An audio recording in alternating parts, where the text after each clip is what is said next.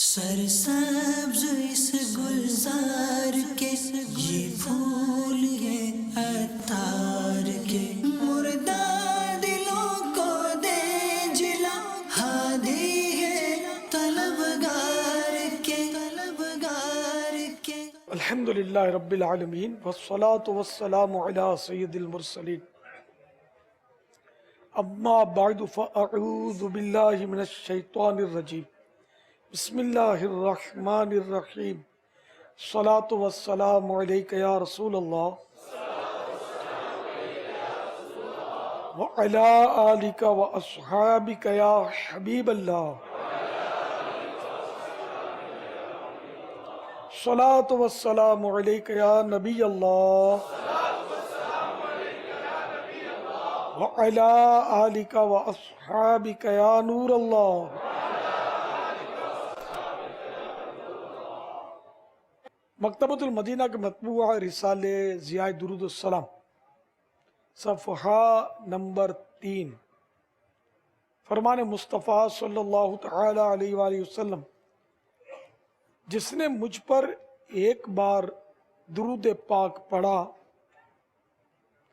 اللہ عز و جل اس پر 10 رحمتیں نازل فرماتا، اس کے 10 گناہ مٹاتا اور 10 درجات بلند فرماتا ہے۔ صلو علی الحبیب صلی اللہ تعالی علی محمد۔ میرا نام قمر حسین ہے، مدینہ الاولیاء سے میں تشریف لایا ہوں۔ میں ڈانس ٹیچر ہوں، میں تو ڈانس بھی سکھاتا تھا، ڈانس تھیٹروں میں بھی کرتا تھا۔ تو 2 مہینے پہلے کسی اسلامی بھائی نے مجھے ایک منقبت دی جس میں نگران شورا، تو وہ بھی تھے۔ منقبت اس طرح کی تھی: پھرتا ہوں مارا مارا نہ تھا کوئی سہارا، آپ پہنچا میں بھی سن کر عطار رہنما ہے۔ تو یہ ان کا رونا جو تھا نا اس نعت میں، تقریباً میرا خیال میں تقریباً 6 یا 7 سال پرانی کی ہوگی ہے۔ یہ ان کا اتنا رونا جو تھا نا اس نعت میں، منقبت میں، میرے دل کی گہرائی اس طرح سے وہ جاتی تھی، میرے کنٹرول سے باہر ہو جاتی تھی پاپا۔ جب وہ میں سنتا تھا میرا اتنا بلڈ لو ہو جاتا تھا کہ میں گر جاتا تھا، میرے سے کروٹ نہیں بدلی جاتی تھی۔ آج میں سچی توبہ کرتا ہوں، یہاں کے ہر آدمی کو گواہ بناتا ہوں، اس فیضان مدینہ کی ہر دیوار کو گواہ بناتا ہوں کہ یہ میں کام ڈانس کرنا سکھانا یہ سب چھوڑتا ہوں، الحمدللہ یہ سب چھوڑ۔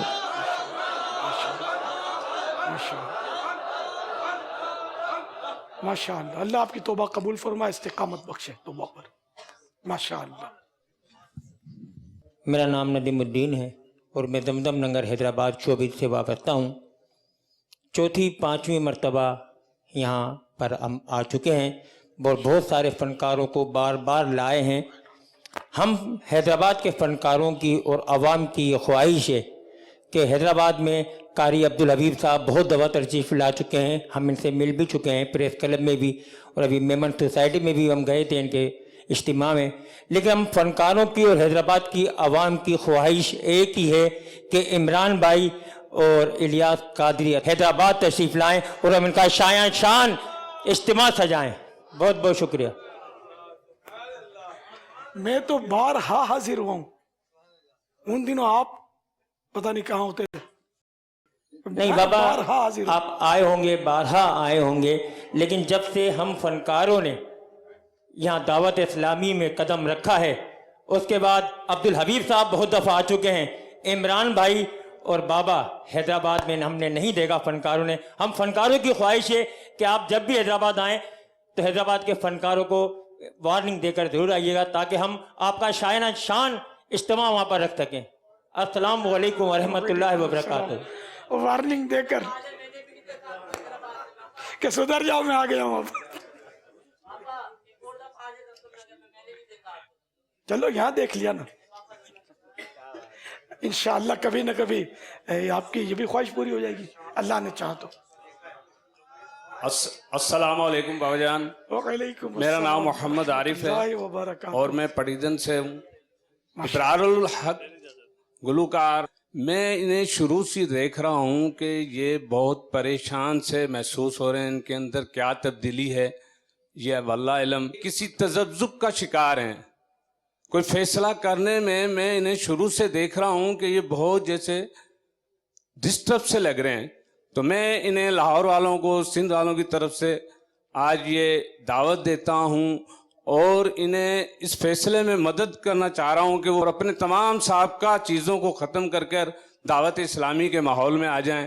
مجھے کیوں پتہ نہیں ان کے چہرے میں شروع سے ہی تڑپ سی محسوس ہو رہی ہے، بے چینی، بے قراری، جیسے کوئی تذبذب کا شکار ہیں۔ ان پر میں مسلسل دیکھ رہا ہوں، انہیں پتہ نہیں کیوں میرے دل میں تھی کہ میں کیا یہ کہہ دوں، اور ابرار الحق کے دل کی بات انہیں پتا۔ میں انہیں مسلسل چیک کر رہا ہوں، کافی دیر سے پریشان ہیں۔ آج محفل بھی ہے، اس محفل کے صدقے میں اگر یہ سارا سلسلہ بن جائے تو ان کا بھی کام بن جائے، اور ہمت کریں، ہمت۔ تو میں تو ابرار الحق کو ایک فین کی حیثیت سے آج یہ دعوت دیتا ہوں کہ آپ ہمت کریں، اس تذبذب کو چھوڑیں، کیونکہ پل کا پتہ نہیں ہے۔ دعوت اسلامی عرصے سے ہمیں بتاتی آ رہی ہے، اور بس یہ میری جزاک اللہ، جزاک اللہ۔ ایک نیت ہے جو میں پہلے سے الحمدللہ کر چکا ہوں، اور آج کی اس نشست کے بعد یقیناً اس میں ایک مزید تقویت آئی ہے، اور پھر اللہ کے ولی کی صحبت میں بیٹھیں تو اس کا اثر تو ہوتا ہی ہے، یہ نہیں ہوتا کہ وہ نہ ہو، تو اس میں کوئی شک نہیں ہے۔ لیکن میں ایک عرض ضرور کرنا چاہوں گا، حضرت صاحب سے ریکویسٹ کرنا چاہوں گا کہ اگر ممکن ہو سکے تو میں علیحدگی میں اگر آپ سے چند لمحے کسی وقت مل جائیں تو میں آپ سے کچھ گزارشات بھی کرنا چاہوں گا۔ تو بے شمار معاملات ہیں اس کے ساتھ جڑے ہوئے ہیں، اور یہ پہلے سے نیت بہرحال میری اس میں ہے، اور اب میری یہ دعا بھی ہے کہ اللہ تعالیٰ مجھے جب میں دنیا سے جاؤں تو لوگ کہیں ایک نعت خوان گیا ہے، یہ میری خواہش ہے۔ جب میں آیا تھا تو اس وقت بھی جب پہلی بار سٹیج پہ گیا تھا تو نعت شریف ہی میں نے پڑھی تھی، تو کہتے تھے ماشاءاللہ بڑا پیارا نعت خوان چھوٹا سا بچہ آیا ہے، تو دل چاہتا ہے کہ جب جاؤں تو لوگ کہیں بابا سفید داڑھی والا ماشاءاللہ بڑا خوبصورت نعت خوان تھا۔ تو اللہ تعالیٰ وہ وقت لے آئے، یہ میری دل سے دعا ہے، یہ میری دعا ہے۔ اور میری آپ سے بھی درخواست ہے، اولیاء کرام کی محفل ہے، کس سلسلے میں دعا فرما دیجیے، اور جزاک اللہ۔ یہ میں جب یہ بول رہے تھے میں کربلا کا وہ نقشہ ذہن میں لا رہا تھا کہ امام علی مقام اتمام حجت کے لیے وہ یزیدیوں کے پاس گئے، ان کو مخاطب کیا کہ مجھے پہچانو میں کون ہوں، میں نواسہ رسول ہوں، اور اپنے نانا جان کے فضائل بیان فرمائے صلی اللہ تعالی علیہ وآلہ وسلم۔ ان کو وہی ڈرایا، تو حضرت سیدنا حر جو کہ تو افسر تھے فوج کے، راستہ انہوں نے روکا تھا امام علی مقام کے لشکر کا۔ لشکر بھی کیا تھا، قافلہ تھا، لڑنے کے تو نکلے ہی نہیں تھے۔ تو اس کے دل میں اضطراب ہوا، مجھے کیا کرنا چاہیے، کہیں میرا مطلب سودا خسارے میں تو نہیں جا رہی ہے۔ سوچتے رہے کہ ایک طرف جہنم اپنی طرف گھسیٹ رہا تھا، دوسری طرف جنت اپنے پاس بلا رہی تھی، فیصلہ کیا کریں۔ آخر انہوں نے گھوڑے کو ایڑ لگائی کہ ہو سکے تو جنت ہی میں جانا چاہیے، اور امام علی مقام کے قدموں میں آ گئے، اور پھر امام علی مقام کی اجازت پا کر یزیدیوں سے ٹکرا گئے، اپنے ہی ماتحتوں سے ٹکرا گئے، اور جام شہادت نوش کر لیا۔ آج ان کا مزار شریف ہے، شاندار مزار ہے، آپ میں سے شاید بعضوں نے حاضری دی ہو، مجھے بھی الحمدللہ شرف حاصل ہوا ہے کہ ان کے مزار شریف پر حاضری دی ہے عراق شریف میں۔ تو یہ بس کیونکہ وہ ایک سانس کا بھروسہ نہیں ہے کہ میرے یہ تھوڑا مسائل حل ہو جائیں، وہ مسائل ہو جائیں، یہ آدمی سوچتا ہے، لیکن وہ نا کسی نے کہا ہے کہ سیٹھ جی کو فکر تھی 21 کے 10 کیجئے، موت آپ پہنچی کہ حضرت جان واپس کیجئے، تو ابھی بیٹھے بیٹھے سر ڈھلک جائے۔ تو کتنے واقعات ہیں، ہمارے ہم نے اپنے دوستوں میں بھی ہوئے ہوں گے کہ یار یہ بھلا چنگا تھا، رات کو تو ہنس ہنس کے باتیں کر رہا تھا، صبح بس وہ گھر سے نکلا، دکان پہ بیٹھا اور بیٹھے بیٹھے ہارٹ فیل ہو گیا. ایسے کتنے روزمرہ کے اس طرح کے واقعات ہوتے رہتے ہوں گے دنیا جہان میں. تو اس لیے وہ توبہ میں تاخیر ویری رسکی ہے، ویری رسکی.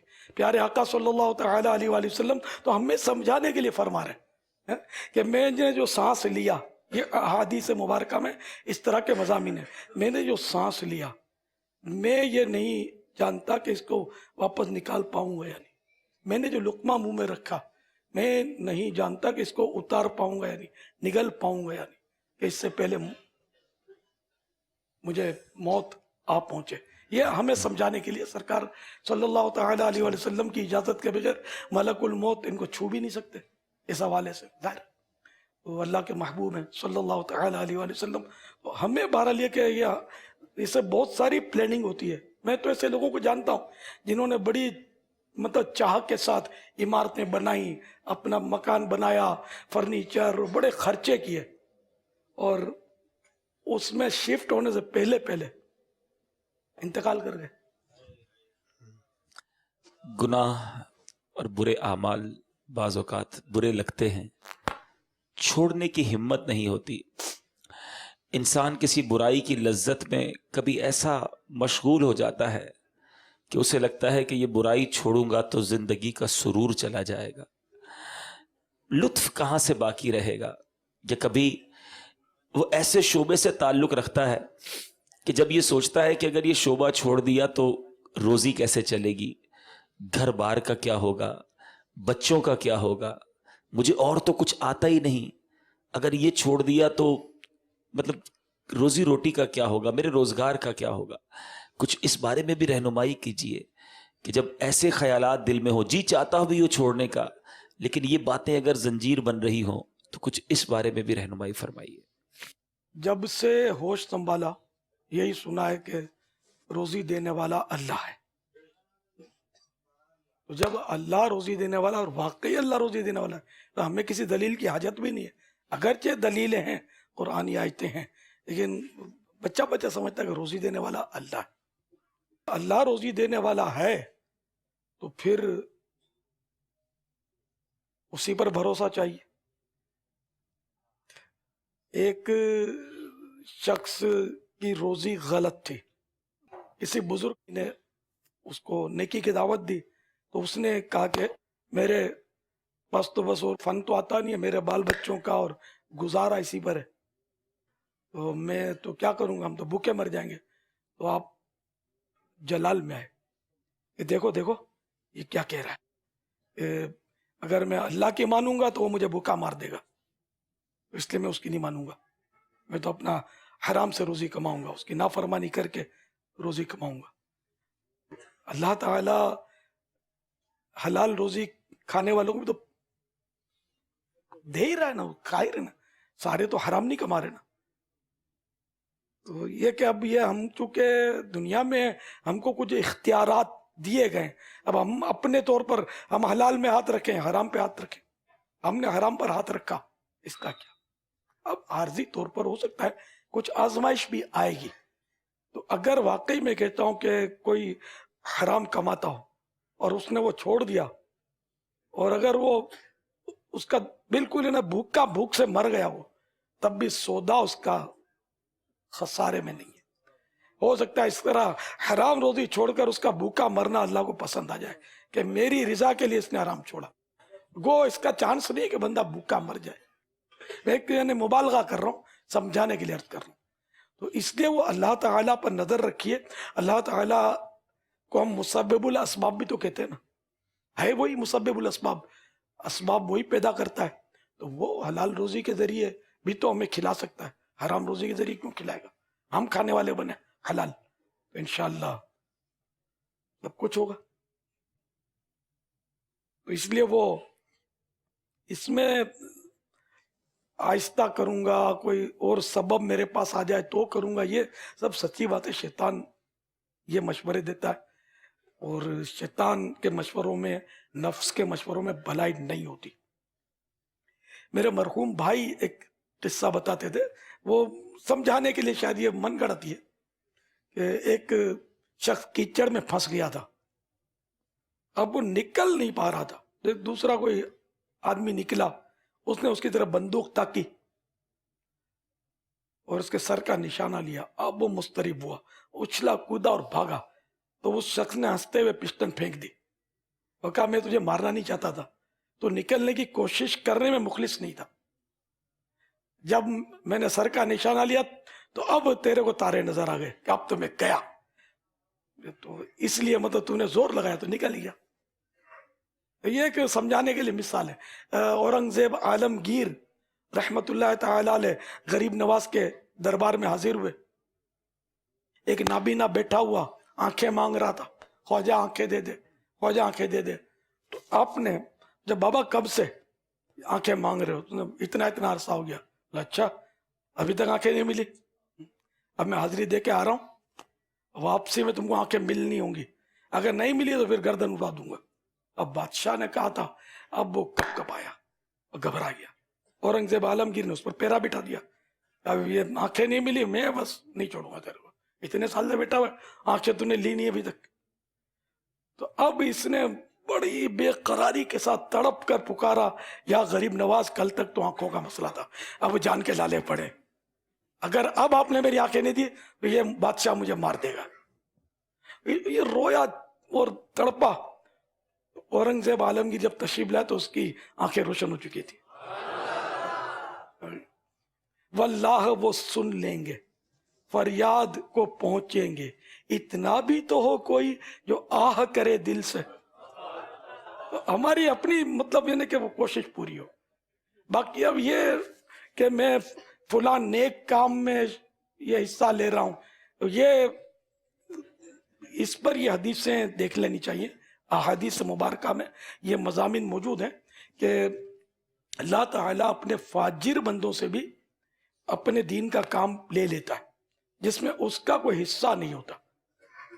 تو اب دنیاوی فنکشنز کے ذریعے جو چندہ کرنے کا ایک ٹرینڈ ہے، مجھے پتا ہے اس کا، لیکن وہ فنکشن جو ہے نا، وہی بے پردہ عورت، میوزک اور بہت کچھ اس میں ہوتا ہے، تو یہ اس طرح تو چندہ کرنا یہ حلال ہے نہیں نا۔ حکم شریعت ہم کو تو چاہیے، اللہ کے پیارے حبیب صلی اللہ تعالی علیہ وآلہ وسلم نے جو طریقے بتائے ہمیں اسی پر عمل کرنا ہے۔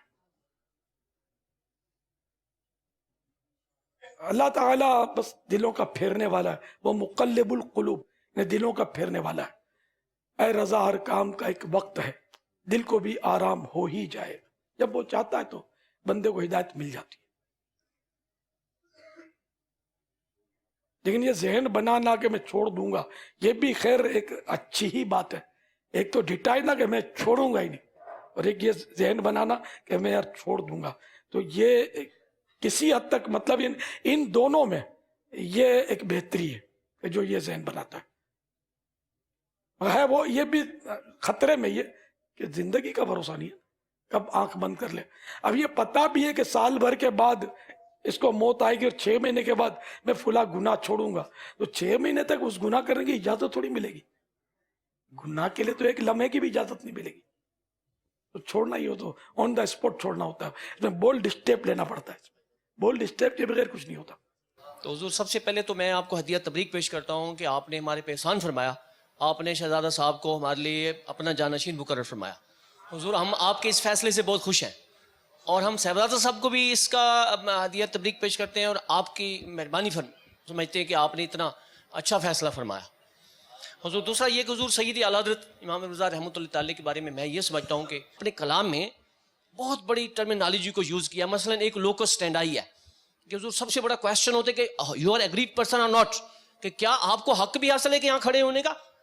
تو حضور اس ٹرمینالوجی کو سیدی اعلیٰ حضرت رحمۃ اللہ تعالی نے اپنے کلام میں بہت کمال طریقے سے بیان فرمایا، جو کہ ہمارے لیگل جورسٹ بھائی بیٹھے ہیں، ان کو لیگل ٹرمینالوجیز کا بہت پتہ ہے ماشاءاللہ، اور مجھے شرف ہوتا ہے روزانہ حضور، چاہے وہ پشاور ہو، کوئٹہ ہو، آج میں حضور اتاری ہوائی جہاز پہ اتاری تخت پہ بیٹھ کے آیا ہوں، 4 بجے تک سرکار میں ادھر ہی تھا، اسلام آباد میں تھا حضور میں، تو وہاں پہ حضور میں نے آپ کو بھی پکارا تھا، اور آپ نے ماشاءاللہ قدموں میں جگہ دی، مجھے فلائٹ میں جگہ بھی مل گئی، اور میں 1 گھنٹہ 50 منٹ میں یہاں پہنچ گیا، اور یہ سعادت ہے میرے لیے سرکار. حضور روزانہ الحمدللہ حضور مجھے عادت ہوتی ہے اس ناچیز کو کہ میں روزانہ تلاوت کرتا ہوں جتنا جہاں پہ بھی موجود ہوں میں. اعوذ باللہ من الشیطان الرجیم بسم اللہ الرحمن الرحیم.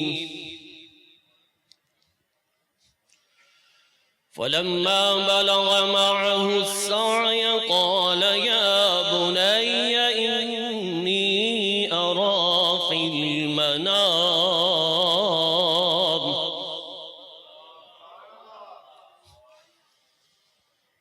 قال يا بني إني أرى في المنام أني أذبحك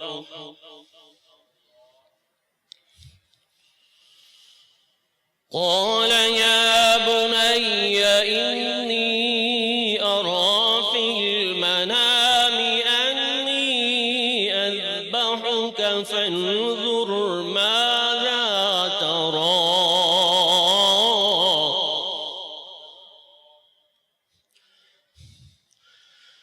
قال يا أبت افعل ما تؤمر ستجدني إن شاء الله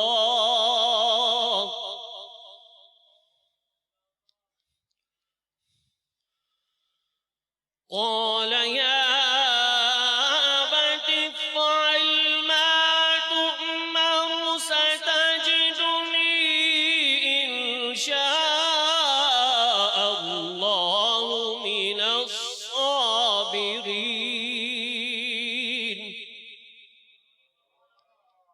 صدق الله العظيم وبلغنا رسوله النبي الكريم. میں رحیم خان سے حاضر ہوا ہوں. ماشاءاللہ جی الحمدللہ ہماری بار میں حاجی مشتاق قاضی صاحب نے بھی الحمدللہ نعت اور ایک بیان فرمایا تھا. میرا سوال یہ ہے کہ ہم دعوت اسلامی سے منسلک رہ کے وکالت کا کام کیسے کر سکتے ہیں؟ کس طرح ہمیں جو ہے وہ بار میں جو ہے اپنا وکالت کا کام کس طرح کرنے چاہیے، یہ ہمارا سوال ہے. بس وکالت کس طرح کرنا چاہیے یا دعوت اسلامی کا کام کس طرح کرنا چاہیے؟ دعوت اسلامی کا کام. تو وکیل کوئی جدا گانا مخلوق تو نہیں ہے، یہ بھی انسان ہے، مسلمان بھی ہیں الحمدللہ. اب ظاہر ہے کہ یہ بھی وہی ہیں جو ہم ہیں. اب اپنا کوئی وکیل ہے، کوئی ڈاکٹر ہے، کوئی انجینئر ہے، مختلف شعبہ جاتے ہیں، کوئی تاجر ہے. تو ہر ایک کو یہ ہے کہ وہ حدیث پاک میں بلغوا عنی ولو آیہ، میری طرف سے پہنچا دو اگرچہ وہ ایک ہی آیت ہو. تب جو یعنی ہر مسلمان جو مبلغ ہے جتنا جانتا ہے 100% اس کو پتا ہے کہ وہ صحیح ہے، وہ دوسرے تک پہنچائے. تو آپ بھی اپنے اس طرح شعبے میں ترکیب بنائیں، وہاں جہاں جہاں ممکن ہو درس شروع کیا جائے، درس کے ساتھ ساتھ ان کو ہفتہ وار اجتماع میں جمع کر کے لایا جائے، مدنی قافلوں کی ترکیب دی جائے ان کو. مدنی مذاکرہ یہ بھی اپنا الیکٹرانک مبلغ ہے، اس کو جمع ہو کر دیکھنے کی ترکیب کی جائے. گھر میں دیکھنا وہ تو سب بولتے ہیں، ہم دیکھتے ہیں، بہت سے بولتے ہیں، لیکن گھر میں دیکھنے کا تجربہ آپ کو ہوگا کہ وہ یکسوئی نہیں ملتی. گھر میں بچے، گھر کے دیگر افراد، کسی کو دلچسپی ہوتی ہے، کسی کو نہیں ہوتی، گفتگو شروع ہو جاتی ہے. تو اس لیے وہ جمع ہو کر سنیں گے نا تو انشاءاللہ اس میں زیادہ فائدہ ہوگا. اس طرح مدنی کام کرتے رہیں، علاقائی دورہ برائے نیکی کی دعوت دیں. اب جیسے کہ کوئی ایڈوکیٹ ہے یا جج ہے، وہ اگر علاقائی دورہ برائے نیکی کی دعوت کرے نکلے گا نا، اور کوئی بولے گا نہیں جج صاحب آپ کو دعوت دے رہے ہیں کہ اس مسجد میں چلو، تو میرا خیال ہے وہ انکار نہیں کر سکے گا. تو آپ کو آپ حضرات جتنا کام کر سکتے ہیں نا اتنا عام لوگ نہیں کر سکتے شاید. اور کام کرنے والا ہونا چاہیے، جذبہ ہونا چاہیے، سب مل کے کام کریں. آپ کا اپنا دین ہے، آپ کا اپنا اسلام ہے، آپ کی اپنی مسجدیں ہیں، نمازیں، مسجد ور تحریک، ان کو آباد کرنا ہے. واللہ تعالی اعلم ورسولہ اعلم. عز وجل وصلی اللہ تعالی علیہ وآلہ وسلم. صلو علی الحبیب صلی اللہ تعالی علی محمد. رانا محمد عمران رضا اتاری ایڈوکیٹ گلزار طیبہ سرگودا سے باپا جان آپ کی قدم بوسی کے لیے آپ کے حکم پہ حاضر ہوا ہوں. آج سے 25 سال پہلے آپ سے جب میں چھوٹا سا مدنی منا تھا تو آپ سے بیعت ہوا تھا جب آپ ٹیلی فون پہ خطاب کیا کرتے تھے. ٹیلی فونک بیان ہوتے تھے. وکیل تو میں آج بنا ہوں باپا. بڑے لوگوں نے کہا جاتے پیر کو دیکھا ہے ملے ہو کبھی نہیں, جب پیر بلائیں گے جاؤں گا. باپا آج بلایا اور مدنی چیک بھی دے دیا. پہلی ہی زندگی میں ملاقات اور مدنی چیک. میں ملک جواد خالد ایڈوکیٹ سپریم کورٹ راولپنڈی سے آیا ہوں. میرے ساتھ راجہ طارق ایڈوکیٹ صاحب, وقار بریار جو ہمارے سول جج صاحب ہیں, اور ہمارے اسلم بھٹی صاحب ایڈیشنل سیشن جج ہیں ہمارے. ہم چاروں احباب وہاں پہ عامر صاحب کی دعوت کے اوپر آئے تھے. ہماری خوش بختی ہے, ہماری خوش قسمتی ہے, میں بالخصوص اپنی کہوں گا کہ میں 46 ایئرز سے زائد اس دنیا میں اب گزار چکا ہوں. مجھے عامر بھائی نے شمار مرتبہ کہا کہ آپ تشریف لائیں, ہمارے مدنی قافلے کا حصہ بنے, لیکن اپنی مصروفیت کو شاید میں نہیں چھوڑ سکتا تھا. اس دفعہ عامر بھائی کی اس حکم کو میں حکم عدولی نہیں کر سکا اور میں آیا. جب میں یہاں پہ آیا تو میں نے بابا جی کو سنا, حضرت صاحب کو سنا. سب سے پہلے میں اگر یہ کہوں تو بے جا نہ ہوگا کہ شاید میری زندگی کے وہ 2 گھنٹے جو میں نے ان کے ساتھ پہلے آپ ساروں کے ساتھ بیٹھ کر باہر گزارے تھے, میرے ان 46 سال سے 1000 گنا زیادہ بہتر تھے. انہوں نے وہ باتیں جو نہ تو ہمیں کتابوں میں ملی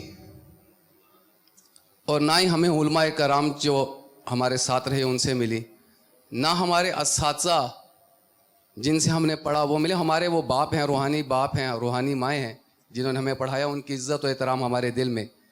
لیکن ایک ولی کامل جو شخص دوسروں کے دلوں میں وہ باتیں ڈالتا ہے جن کی ضرورت اس وقت کے مطابق ہوتی ہے, میں سمجھتا ہوں کہ وہ باتیں انہوں نے کہیں. اور بابا جان, میں اسپیشلی آپ سے استدعا کہوں گا, مجھے موقع دیں کہ میں سب سے پہلے آپ کے پاس آ کر آپ کے ہاتھوں کو چوم کر, میں آج تک کسی سے بیعت نہیں ہوا, میں آج تک کسی سے بیعت نہیں ہوا, بڑے بڑے علماء کرام اور بڑے بڑے ولیوں کے در پہ گیا ہوں, لیکن میں آپ کے ہاتھوں آج بیعت ہونا چاہ رہا ہوں.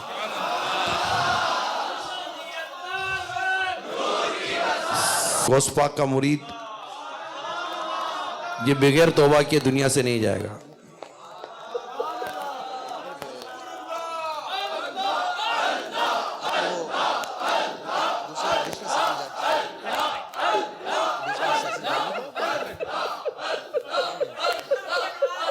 پیر ہر دم خیر ہوئے ساڈے پیر